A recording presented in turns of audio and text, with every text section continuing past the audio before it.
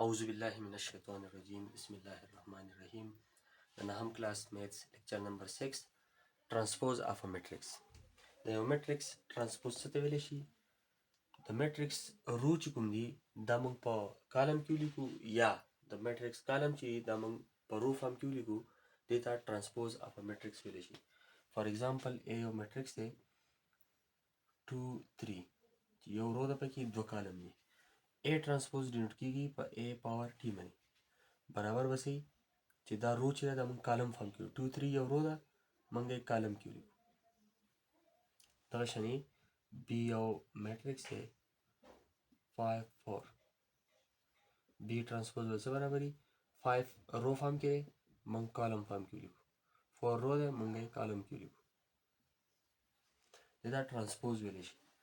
C یو میټرکس دی 3 2 9 0 C transpose به څه برابري 3 2 موږ سره رو ده موږ یې کالم کې ولیکو 9 0 په رو کې راغلي موږ یې په څه کې ولیکو کالم کې دې ته ویلی شي transpose of a matrix example به بل اخلو D یو میټرکس دی 1 3 4 6 0 -1 D transpose به برابري 1 3 رو ده موږ به کالم کې ولیکو 4 6 رو کې راغلي موږ به کالم کې ولیکو 0 -1 په رو کې دي